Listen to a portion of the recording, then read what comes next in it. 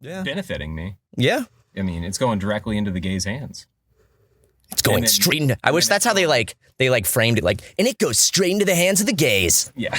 Here's some gays getting some money. They put just a video compilation of them handing gays a $20 bill. Hey. I mean, Zuck's handing me oh, yeah. a little stack. Yeah. I want... Are you allowed to talk about it yet? Or do you have to wait until you get your... I mean, let me check to see if my... Here. Split my microphone with me. I actually wanted Leighton to talk about this. Do you know about this? The Zuck Bucks. Yeah. The lawsuit. I'll let Leighton tell the story. Take my mic. So, basically, a few years ago, I had a friend that worked for, basically, they worked for this company, and their job was to work for Facebook. And we kind of figured it out. It's basically it's a company that Facebook owned, and then it's happened a lot through leaks. And then whenever people come out and whistleblow about Facebook, they shut down the company or and they blame that company. Yeah, exactly. Yeah, because they're like, oh no, that's a private contractor. We gotta make some for SuperMega. Little shell corps. Yeah, shell corporations who take the fall for things. We should. I mean, that's SuperMega Mart. But no, that's for money laundering. But hey, cut it out, Ryan. Yeah. So back to the topic. I had a friend that just said, he's like, hey, if you're looking to move to California, he's like, here's I could get you a job here. And he's like, he already told me he didn't really work much. Oh. You got me, Matt. Matt has his thumb cock through out. His That's not his thumb, dude. What the fuck? Oh. That's his penis. Wow, Ryan, that's a small cock. That's a calcium buildup, not a fingernail. But yeah, you should. It works like a foreskin. So, but continue. It works as an average sized penis. Yeah. Average. I don't think it's what. Yeah. So pretty much, I moved to moved to California, started this job, and it was instantly from the get-go really weird. It was all the people that worked there were just random people of all ages, and they treated it felt very much like school. There was you just had people coming in and telling you about rules and things, and then once your job really started, they went over that you got one meal a day catered from a local restaurant, and then every floor had kitchens, anything you wanted. So it was a pretty Jackson's calling me. Anyways, story, Facebook. So basically, they set you up, and in the beginning, it's very clear that they're trying to cushion you. They're trying to give you all this food. They're trying to give you a fun, relaxed work environment, and everyone is overly positive, the people that you meet. And it's really then you just once you start the job and you realize that you're looking for we were literally just training a system to look for bad things. That's the best way you can put it. Training a cyborg, AI. So also, just so, I mean, this is allegedly, I guess. What is it? What way can we put it that way Zuck can, Well, this is you're saying it, not the Super Mega Cast. They got bigger fish to fry. Hey, well, I mean, this is one of the biggest podcasts in the world. No, it's not. Zuck be listening. Well, it is on the comedy charts. Hey, do you think we're at least in the top 500 podcasts of all time right now? We are. If you go to of every worldwide. I mean, if you go to Spotify's not just English, but page, worldwide, come up pretty ahead of H3 podcast, correct? Yeah. But that's because the live action stuff is on Honestly, YouTube. I could see our numbers starting to drop on Spotify once we do the live action podcast. I mean, a lot of people are still going to listen to audio. They wanted it to be comfy, but you're training an algorithm to detect naughty videos. Yeah, well, it wasn't just naughty videos. It was just stuff like that. Yeah. Because it's basically outside of America, most countries and things just a lot of places don't have cellular reception that covers everywhere, and so Wi-Fi is way more common. So using WhatsApp and Facebook Messenger. And Facebook, that's what most people use because you can call people within Facebook Messenger. You can text. So I mean, general have been committed on Facebook. Exactly. Multiple. So that's what I was looking at. And so there's me and all the people in my building did that for a living. And we were looking at all this terrible stuff. And so we were told that we had to try to, they wanted us to go through like, I think it was like close to, ideally they wanted us to hit like 700 to 1,000 profiles a day that you would review. And that's like looking through personal stuff. You would find conservative men cheating on their wives with men. That's so common. Yeah. That's how Leighton actually got some of his hookups. Hey, I mean, I was dipping my pen in the company ink, as they say. I heard that the South Carolina scene on Grindr is very interesting. Not just on Grindr, but like the gay, like you can just download Grindr and change the location. Just be like a lot of older Southern men. Yeah. I mean, it's because in the South, homosexuality is so these guys repress it their whole lives that it like gets to such a crazy level. These guys are like bisexual. So you're watching gay porn at Facebook. So we're watching any type of gay porn. But yeah, it's just disgusting with like everything that you'd see in there. Like, well, I mean, that was cool. No. Really, you wouldn't see anything. You would just see the worst of like anything typically. So we would be finding people that would be filming themselves and then they would be excited about that and then share it with a friend. People do that a lot. I've seen like people will like film themselves killing someone in Brazil and then put it on Facebook. Yeah. I saw like one of the worst ones that I saw was these guys had a white girl in like a rainforest and she was matter like, her color. And what's up? Is her life more important because she's white? Well, no, I'm just saying that it was like clearly it was like, I mean, it seemed like it was a tourist. Yeah, it seemed like a tourist or it was human trafficking. Yeah. But she's like screaming and then this guy just picks up a machete and just like hits her in the neck with it. And then it pretty much cuts off her head. There's like barely anything like left over. And then she's like falling to the ground and then he like hits her one more time. And then it was like just literally like a butter. Like it went through so quickly and he just picked up her head. Is this an advertisement for the machete? 2 shots. I mean, hey. That's pretty clean. I mean, he could have done better. Most of those cartel videos, those machetes are dull. But 2 chops. Yeah. I mean, it was fucking nuts. I saw some people that like broke into a house and filmed. It was like multiple guys filming, just killing a whole family. And that was in America too. So stuff like that. But basically, no, that doesn't happen in America, Leighton. Yeah. That happens. You're right. Sorry. It was in a shithole. Mississippi. Am I right, guys? Come on.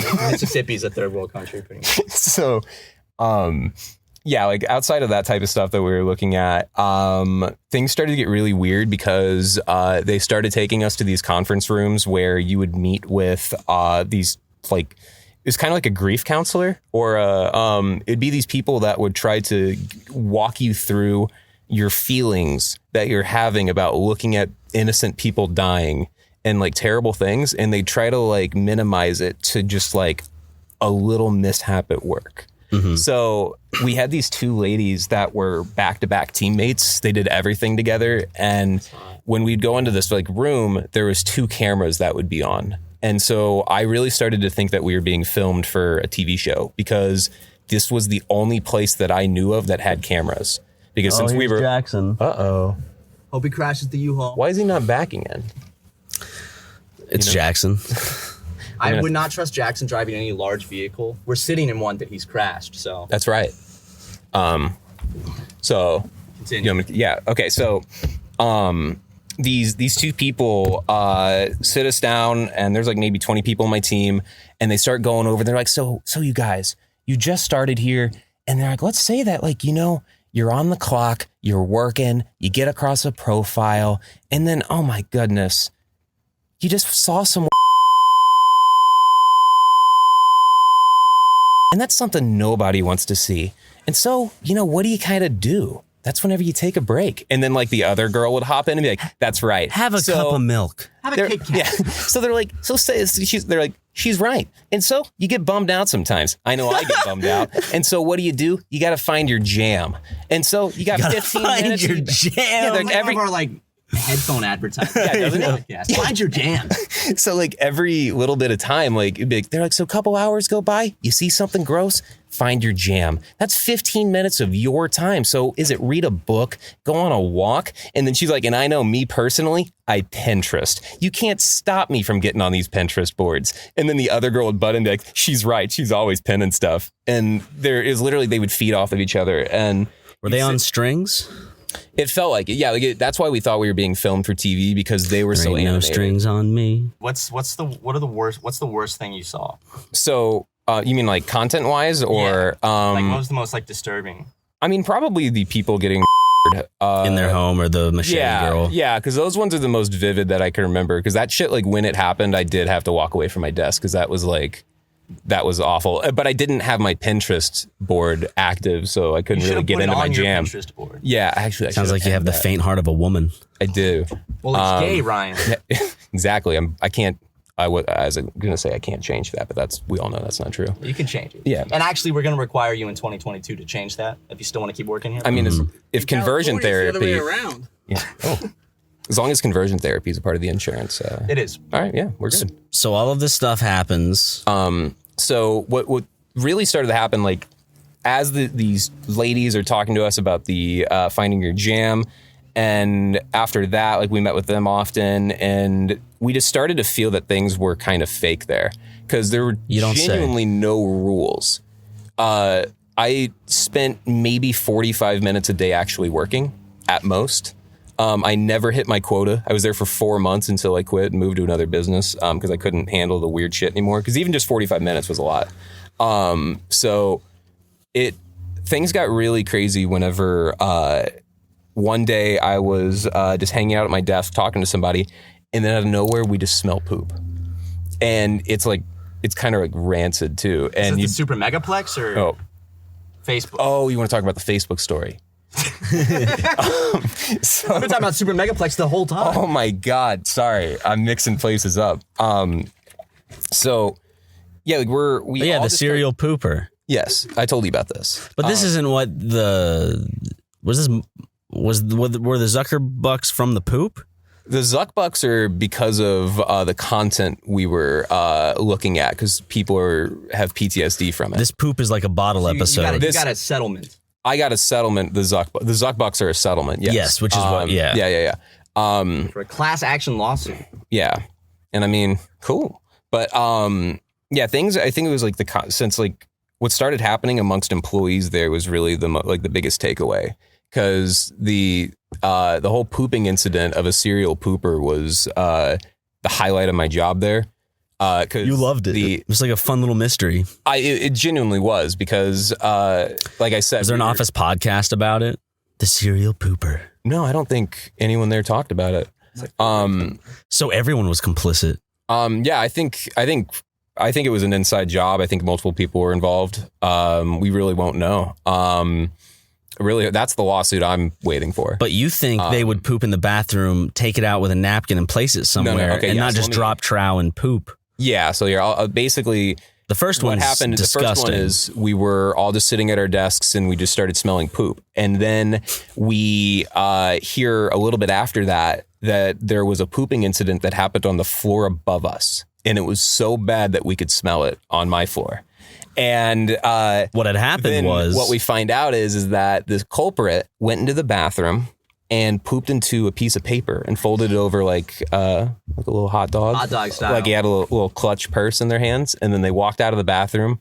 Little hallway. Like I said, we're looking at people's private information on Facebook that have all their information, allegedly. So there's no cameras in the building. Like there's no cameras around the computers. So this person walked with poop in a piece of paper without being on film, and then puts it in an industrial size shredder and turns it on.